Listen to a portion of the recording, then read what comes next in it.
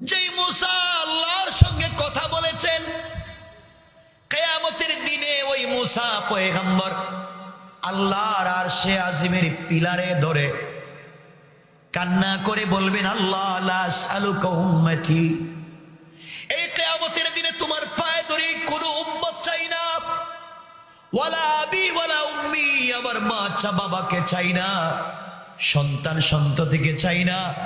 আল্লাহ আসআলুকা নফসি নফসি নফসি। মূসা বলবেন, আল্লাহ আমাকে বাঁচাও, আমাকে বাঁচাও, আমাকে বাঁচাও। ওই দিন আমরা দৌড়ে যাব বাবা আদম সফিউল্লাহর কাছে।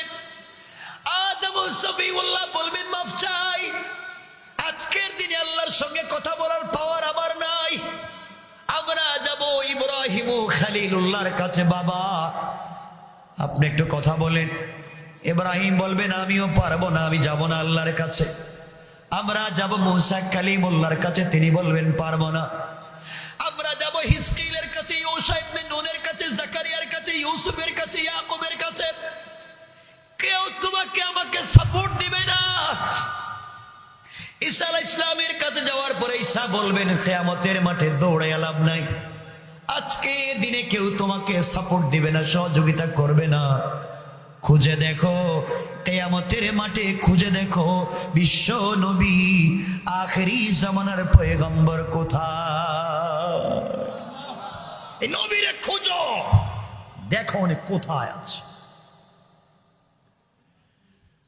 পাগলের মতো দৌড়ে সেই নবীর কাছে যাব। সেই নবী মাকামে মাহমুদে পড়ে আল্লাহকে ডাক দিয়া বলবেন, আল্লাহ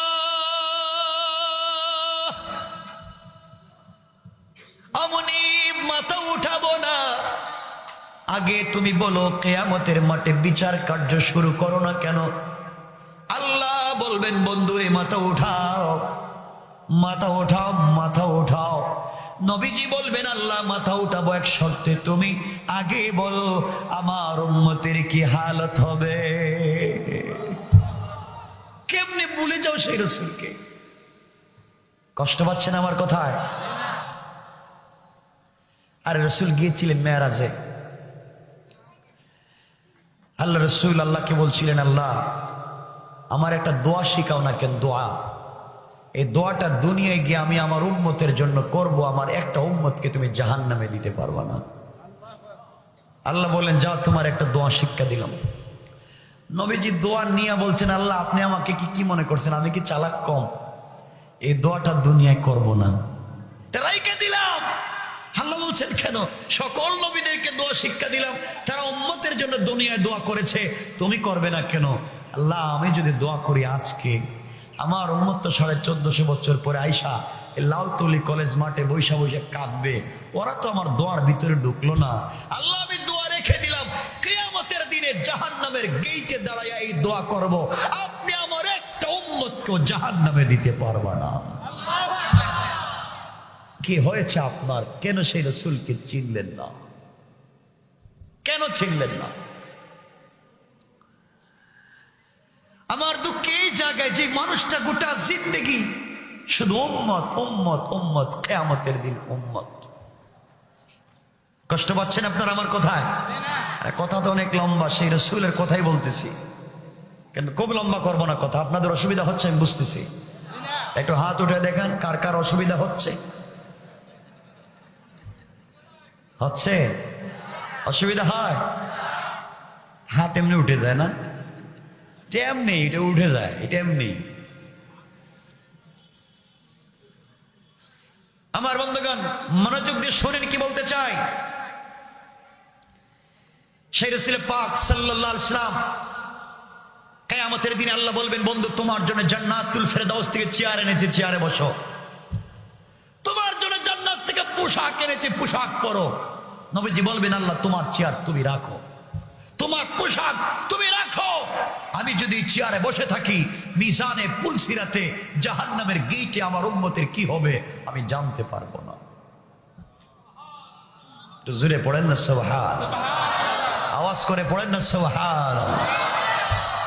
আমি আলোচনার শুরুতে যা বলেছিলাম এখন এসে তাই বুঝাচ্ছি, মনে রাখবেন। আমার নবী বসে বসবেন না। হঠাৎ করে বিশ্বনবীর মনে পড়বে আমার উম্মতেরা কোথায় আছে, না জানি পানির তৃষ্ণায় মরে যায়। দৌড়াইয়া সেই নবী আসবেন, হাউজে কাউসারের পারে এসে দেখবেন তোমার আমার জিহ্বা বের হয়ে আছে। নবীজি বলবেন উম্মত আয় রে, আমার কাছে আয়, এক গ্লাস হাউজে কাউসার পান কর। নবীজি নিজের হাতে পান করাইয়া বলবেন যা রে যা, জান্নাতে না যাওয়া পর্যন্ত যদি 1 কোটি বছর চলে যায় আর কোনোদিন তৃষ্ণা লাগবে না।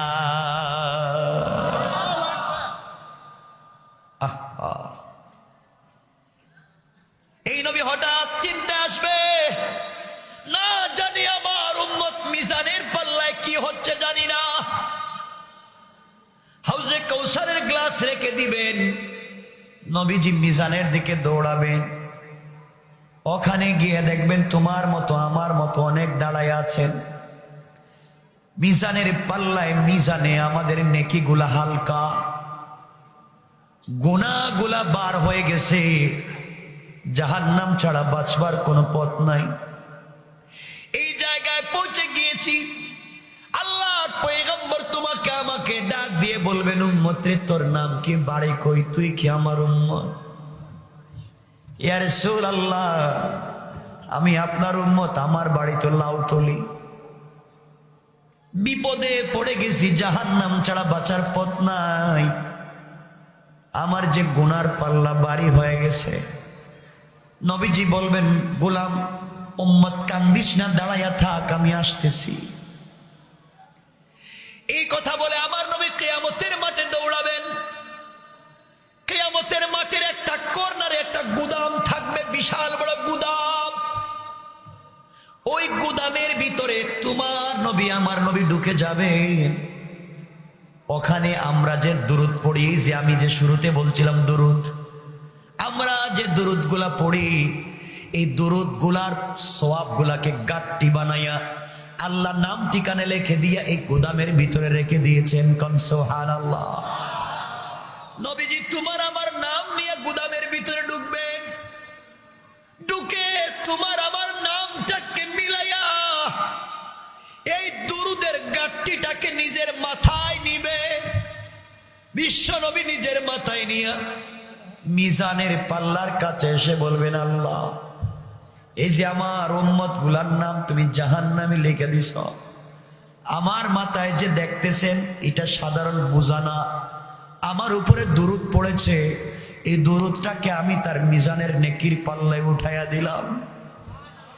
আল্লাহর নবী মিজানের পাল্লায় যখন উঠাইয়া দিবেন, পাল্লার জবান খুলে যাবে, মিজানের জবান খুলে যাবে, আর ডেকে বলবে আল্লাহ তোমার নবী কি উঠাইছে, পায়ে ধরি নামাইয়া দাও। জ্বলে যায়, এটার পাওয়ার অনেক বেশি। আল্লাহ বলবেন বন্ধুরে নামাইয়া দাও, আমি কথা দিলাম তোমার উম্মতের নামটা জাহান্নামের লিস্ট থেকে কেটে দিয়া জান্নাতের লিস্টে ঢুকাইয়া দিলাম। সেই নবীরে কেন ছিল না?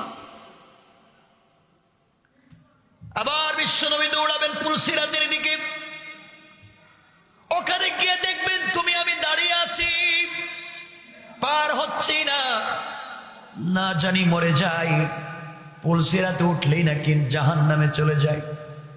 নবীজি বলবেন তোমার নাম কি, তোমার বাড়ি কই, ঠিকানা নিয়ে আবার যাবেন এই গুদামে।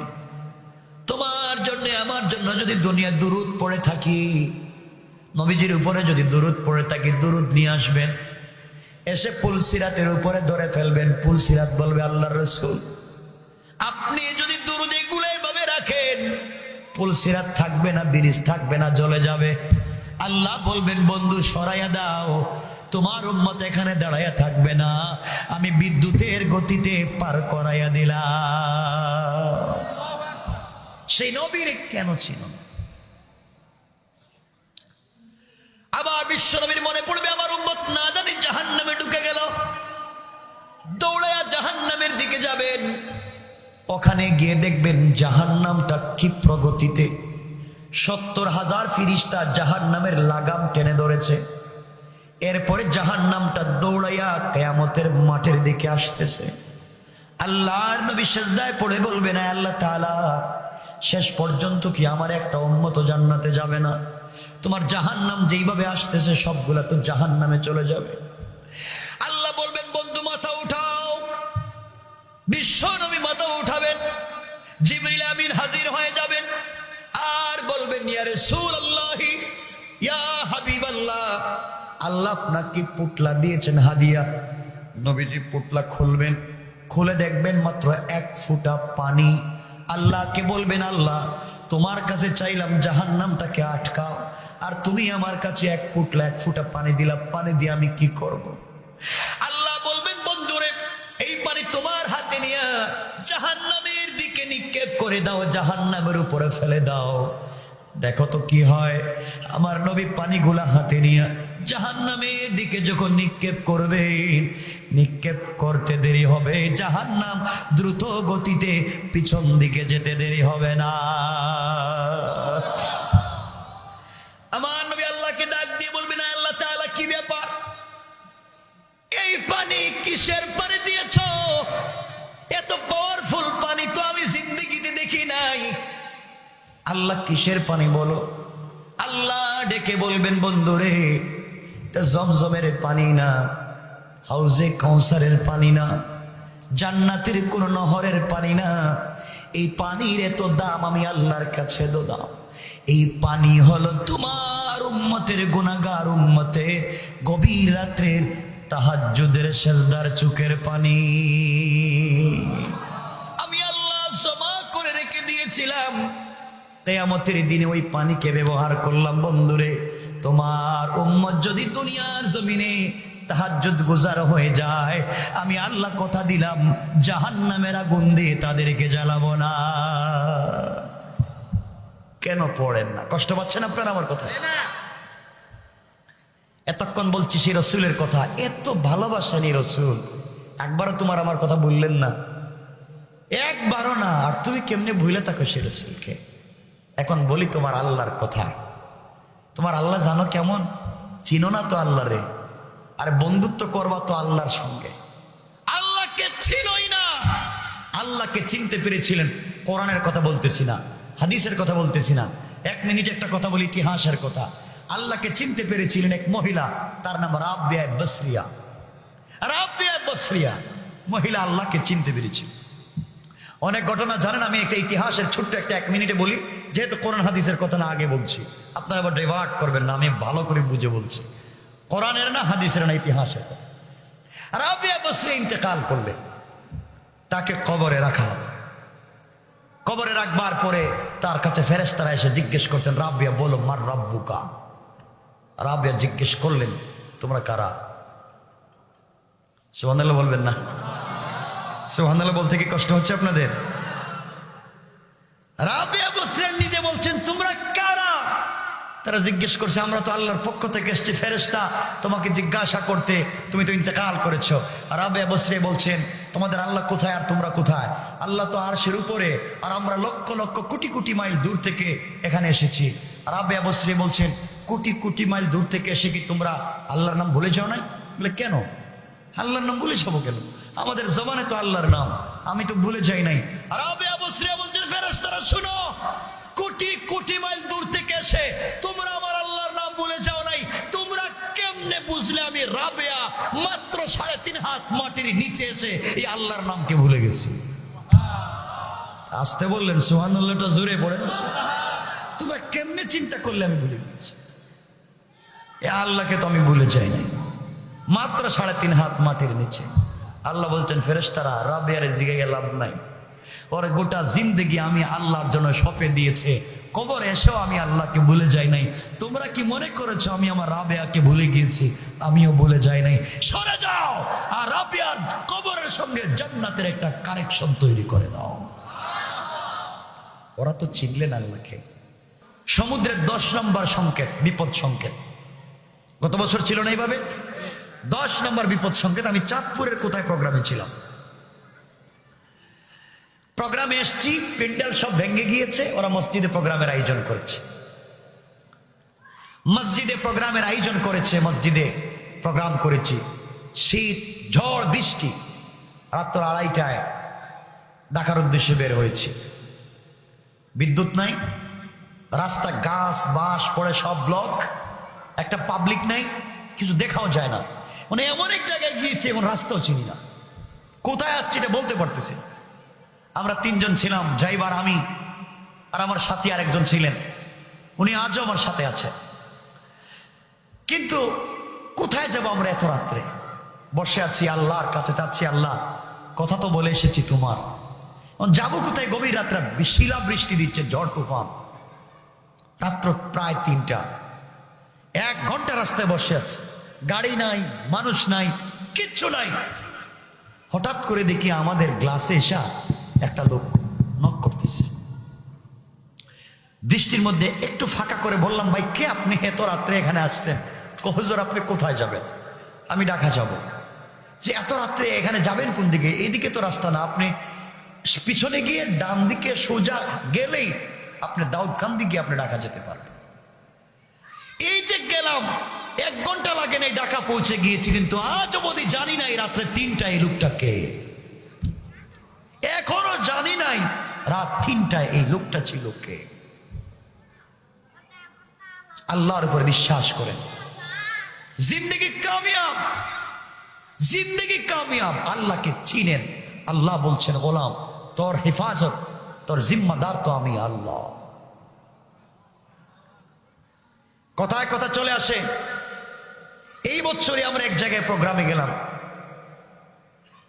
প্রোগ্রামে যেতে যেতে দেরি হয়েছে, রাস্তায় যাওয়ার সময় গাড়িতে তেল ছিল, অকটেন শেষ, গ্যাস শেষ, গাড়ি গিয়ে শুধু স্টেজে গেছি, সব শেষ, স্টার্ট হচ্ছে না গাড়ি। ওয়াশ করলাম 1.5-2 ঘন্টা। জিজ্ঞেস করলাম, ভাই আপনাদের এলাকায় পেট্রোল পাম্প আছে? কাউজুর 57 কিলো দূরে। কত কিলো? 57 কিলো দূরে। এই রাত্রে যেতে হবে, আমার পরের দিন শুক্রবার জমা পড়াতে হবে। একজন লোক এসে মোটর সাইকেল থেকে 1 লিটার অকটেন দিছে, 1 লিটার। হুজুর আমাদের মোটর সাইকেল 1 লিটার আছে, আপনি নেন, আর আজকে রাত্রে থাকেন, কালকে আমরা ব্যবস্থা করে আপনাকে দেব। 1 লিটারে কি যাওয়া যায়? সর্বোচ্চ 5-6 কিলো বা সর্বোচ্চ 8 কিলো, এর উপরে তো যেতে পারবো না। আজকের এই সময় না এই কথাটা বলবো না। সলাতুল হাজতের এক বরকত, ইন্টারনেট একটা প্রোগ্রাম আছে আমার 2.5 ঘন্টার, সলাতুল হাজত, নামাজের কি বরকত। আরে নামাজ পড়ে দেখেন, ফেরেশতা আল্লাহ ডাইরেক্ট সামনে পৌঁছায় দিবে। সলাতুল হাজত তো জানেন না কোন নামাজ, সলাতুল হাজত তো জানেন না কোন নামাজ। ড্রাইভারকে বললাম আমরা গাড়িতে সলাতুল হাজত পড়ি, পড়লাম রাত্র 2:30টা। ড্রাইভার আমাকে বললাম চাবি আমাকে দাও, আমি গাড়ি চালাই। বিসমিল্লাহ বলে গাড়ি স্টার্ট দিয়েছি। আমি নিজে অকটেন আছে 1 লিটার, 8 কিলো যাবে অথবা 10 কিলো, কিন্তু গাড়ি স্টার্ট দিয়েছি। এই আল্লাহকে চিনলেন না, এই মনিবকে চিনলেন না, আল্লাহকে। আল্লাহ বলছেন গোলাম তুই আমার হয়ে যা, তুই শুধু আমার হ, দেখ না আমি তোরে কি করতে পারি। এক মহিলার যমজ 2টা বাচ্চা হয়েছে, যমজ 2টা বাচ্চা পৃথিবীতে জন্ম নিয়েছে। প্রথমে যেই বাচ্চাটা দুনিয়ায় জন্ম নিল, এই বাচ্চাটার 2টা হাত আছে, 2টা পা আছে, চক্ষু আছে, মুখ আছে, সব আছে, সুন্দর একটা স্ট্রাকচার, সুন্দর একটা বডি। কিন্তু এই বাচ্চাটা দুনিয়ায় জন্ম নিয়েছে মরা, মৃত। আপনারা বলেন যে বাচ্চাটার হাত আছে, পা আছে, সব আছে, সুন্দর একটা বাচ্চা দুনিয়ায় জন্ম নিয়েছে, কিন্তু জীবন নাই, রূহ নাই, হায়াত নাই। এই লোকটাকে কি আপনারা গোসল দিবেন? কথা বলেন। গোসলের প্রয়োজন নাই, জানাজার প্রয়োজন নাই, কারণ পৃথিবীর জমিনে সে 1 সেকেন্ডও বাঁচে নাই, ঠিক না? তার সব আছে, হাত আছে, পা আছে, সব আছে, 1 মিনিট পৃথিবীতে থাকে নাই, তার জিন্দেগির কোনো দাম নাই। আরো 1 সেকেন্ড পরে অথবা 1 মিনিট পরে ওই মহিলা আরেকটা বাচ্চাকে দুনিয়ায় জন্ম দিয়েছে। ওই বাচ্চাটার 2টা হাত নাই, 2টা পা নাই, 2টা চোখ নাই, বিকলাঙ্গ একটা বাচ্চাকে 1 মিনিট পর ওই মা জন্ম দিল। কিন্তু পৃথিবীতে আসার পরে 1 সেকেন্ড কান্না করেছে অথবা 1 সেকেন্ড নড়াচড়া করেছে, এরপরে মরে গিয়েছে। আপনারা বলেন তো এই বাচ্চাটার গোসল লাগবে নি? কথা বলেন, জানাজা লাগবে নি? লাগবে কেন? হায়াতে জিন্দেগিতে সে 1 সেকেন্ড বেঁচে গেল। হায়াতে জিন্দেগিতে দুনিয়ার জমিনে 1 মিনিট বেঁচে গিয়েছে, তার কি দাম? ভালো করে শুনো, আজকে কি বুঝাতে চাই আমার বন্ধুগণ। দুনিয়ার জমিনে আপনারা বড় মানুষ মরে গেলে, বড় শিল্পপতি, বড় টাকাওয়ালা, এলাকার গণ্যমান্য ব্যক্তি, বড় আলেম মরে গেলে দুনিয়ার সব মানুষ জানাজায় হাজির হয়ে যায়, যায় কি যায় না? কিন্তু আপনি জানেন না কেন জানাজায় গিয়েছেন। একটা কাজ হয়েছে, যে মরেছে একজন মুসলমানের উপর আরেকজন মুসলমানের 5টা হক, এর মধ্যে একটা হলো তার জানাজায় হাজির হওয়া। এই কাজ হয়তো আপনি করেছেন, আর কিছুই না। আমরা যে ব্যক্তি মারা গেলেন, বড় আল্লাহর ওলি, বড় শিল্পপতি, এলাকার গণ্যমান্য ব্যক্তি, অথবা প্রাপ্তবয়স্ক কোনো যুবক মারা গেল, আমরা জানাজায় যাই কি যাই না? কথা বলেন না কেন? গিয়া কি পড়েন? আপনার দোয়া পড়েন কিনা? দোয়া পড়েন, আল্লাহুম্মা গফির লি হাইয়িনা ওয়া মাইয়িতিনা ওয়া শাহিদিনা ওয়া গায়িবিনা, পড়েন কিনা? এই দোয়া কেন পড়েন আজ পর্যন্ত জানলেন না? আপনারা দোয়ার মধ্যে বলেন, আল্লাহ তাআলা তোমার এক গোলামকে হাত পা বেঁধে তোমার সামনে আমরা কিছু লোক নিয়ে হাজির হইছি, হাত পা বাঁধছি, সাদা কাফন দিয়ে পেঁচাইছি। আয় আল্লাহ, এরপরে তোমার সামনে নিয়ে আমরা হাজির হইছি। হাজির হওয়ার পরে দোয়া করতেছি, আল্লাহুম্মা গফির লি হাইয়িনা ওয়া মাইয়িতিনা। দোয়া করতেছি, আল্লাহ তাআলা হায়াতে জিন্দেগির, মৌতের জিন্দেগির এই লোকটা জীবনে যত গুনাহ করছে তুমি মাফ করো। আয় আল্লাহ তাআলা, আমরা তার পক্ষ থেকে আপনার কাছে মাফ চাইলাম, লোকটাকে আপনারা মাফ করেন। আমার বন্ধুগণ, আল্লাহর কাছে আমরা বলছি, কি শুরু করলেন আমি বুঝতে পারতেছি না। আপনারা কথা বললে তো আমি কথা বলতে পারি না, একটু আস্তে কথা বলে, আমি কথা বলতে পারতেছি না।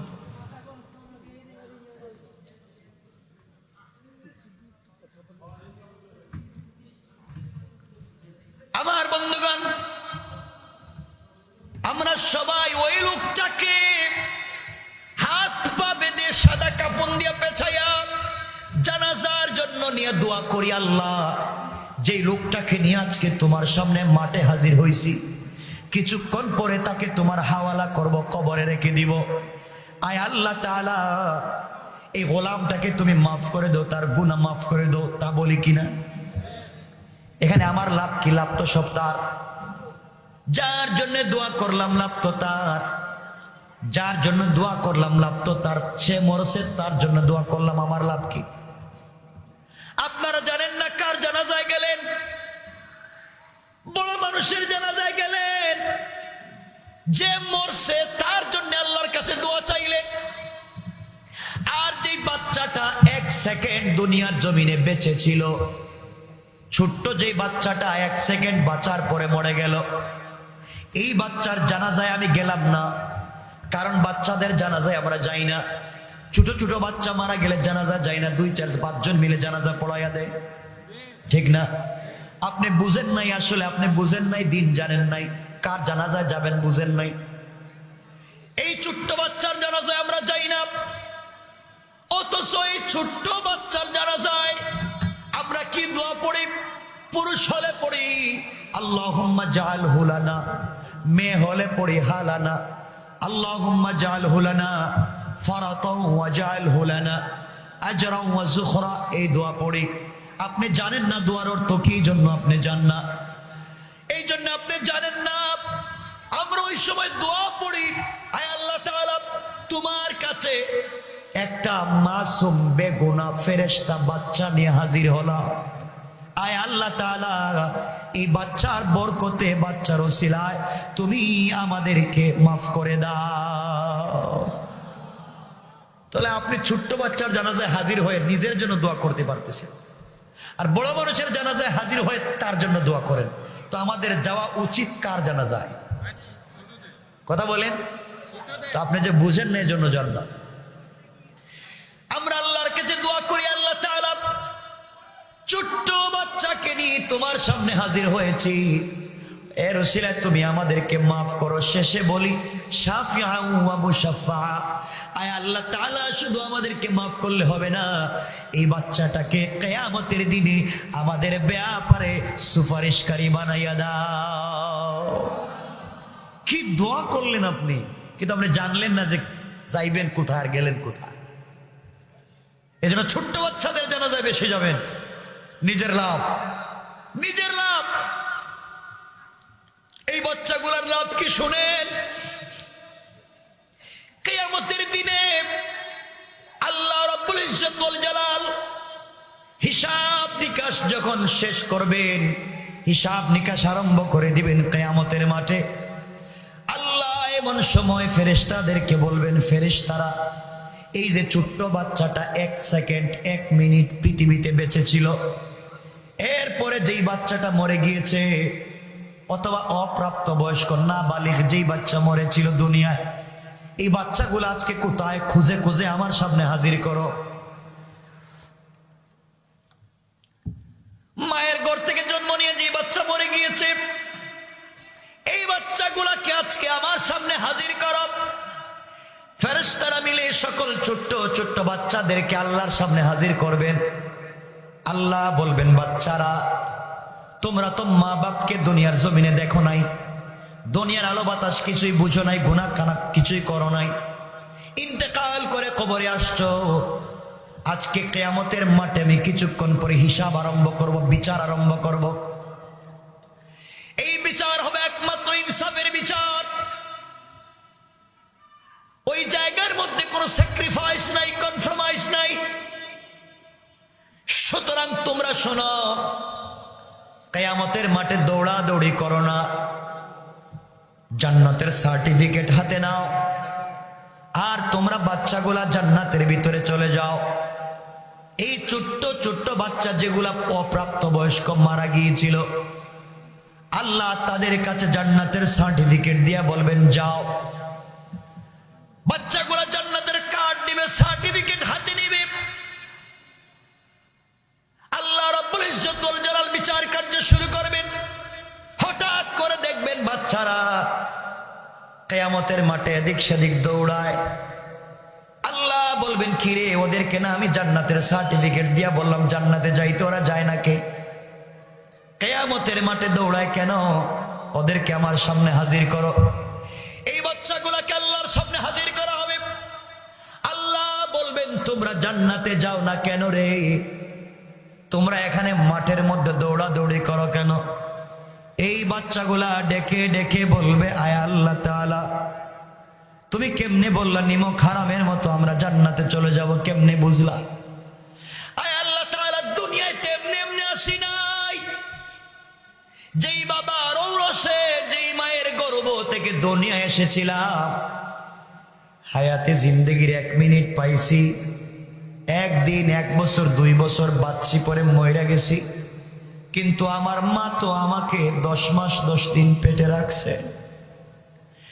আমি মায়ের পেটে যাওয়ার পরে মা ঠিক মতো রাত্রবেলা খেতে পারে না, বমি হয়ে যায়।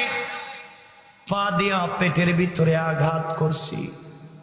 অগমনীব, আমার মা ঘুমায় না, সারা রাত্র দাঁড়ায়া দাঁড়ায়া কাঁদছে। ডেলিভারির সময় কত মা, ডাক্তার যখন বলে এই বাচ্চাকে দুনিয়ায় নিয়ে আসতে হলে বড় বিপদ, যে কোনো একজনকে বাঁচানো যাবে, হয়তো মাকে বাঁচানো যাবে, না হয় বাচ্চা, যে কোনো একজন।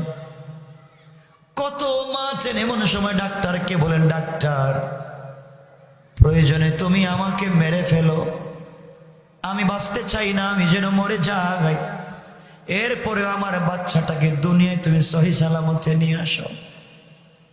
আমায় মরে গেলে আমার কষ্ট নাই, আমার বাচ্চাটা দুনিয়ার জমিনে ভালো থাকুক। মা ছাড়া এই কথাগুলা কেউ বলবে না। অগমনীব, আমার মা আমাকে নিয়ে কত কষ্ট করছে, আমার বাবা আমাকে নিয়ে কত স্বপ্ন দেখছে, কিন্তু আমি দুনিয়ায় বাঁচি নাই। আজকের দিনে আমি কেমনে জান্নাতে চলে যাই? আমি প্রয়োজন বোধে আপনি আমাদের জান্নাতের সার্টিফিকেট নিয়ে আনেন। আল্লাহ জান্নাত চাই না, যেই মা বাবার কারণে দুনিয়ায় 1 মিনিট বাঁচার কারণে আপনি জান্নাত দিয়েছেন, ওই মা বাপকে জান্নাতে না দিলে আমরা কোনো সময় জান্নাতে যেতে পারি না। আল্লাহ রাব্বুল ইজ্জত ওয়াল জালাল বলবেন, বাচ্চারা শোনো, অভিমান করো না, আমি আল্লাহ কাউকে কিছু দিলে ফিরাইয়া নেই না। সুতরাং যাও যাও, তোমরা খুঁজো কিয়ামতের মাঠের কোথায় তোমাদের মা বাবা আছে। যেখানে মা বাবাকে পাওয়া যায় ওদেরকে খুঁজে খুঁজে তোমরা যাকে মন চায় তাকে সুপারিশ করে জান্নাতে নিয়ে যাও।